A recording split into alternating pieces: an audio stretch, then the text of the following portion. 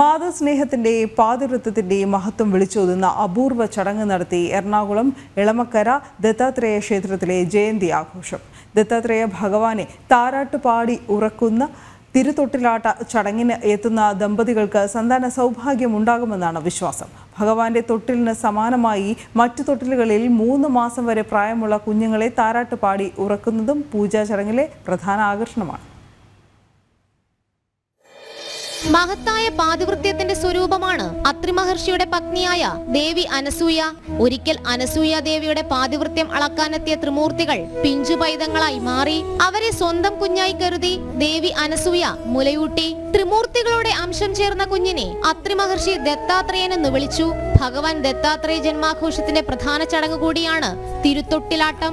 ദേവി അനസൂയ ഭഗവാനെ മുലയൂട്ടി താരാട്ടുപാടി ഉറക്കിയതിനെ അനുസ്മരിച്ച് ദത്താത്രേയ ഭഗവാന്റെ വിഗ്രഹവും ശ്രീകോവിലിൽ നിന്നും ആനയിച്ച് പീഠത്തിലിരുത്തി പ്രത്യേക പൂജകളോടെ താരാട്ടുപാടി ഉറക്കുന്നതാണ് ചടങ്ങ്. ദത്താത്രേയ ഭഗവാൻ ബ്രഹ്മവിഷ്ണു മഹേശ്വരന്മാരുടെ ത്രിമൂർത്തി അവതാരമാണ്. നമ്മുടെ ക്ഷേത്രത്തിൽ ബാലാവതാരമായിട്ടാണ് പൂജിക്കുന്നത്. അതുകൊണ്ട് തന്നെ ദത്താത്രേയ ജയന്തി ദിവസം തിരുതൊട്ടിലാട്ടം വളരെ വിശേഷമാണ്.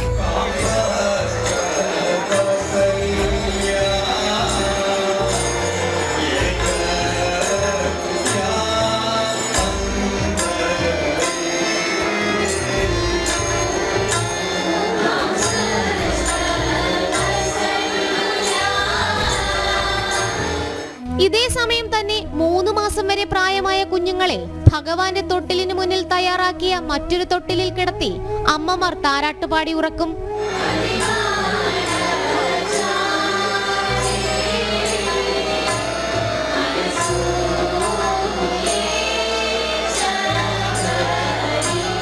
എളമക്കര ദത്താത്രേയ ദേവസ്ഥാനത്ത് തിരുത്തൊട്ടിലാട്ടം ചടങ്ങ് ഭക്തി നിർഭരം കൊണ്ടാടി.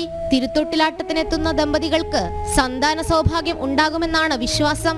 ജനം, കൊച്ചി.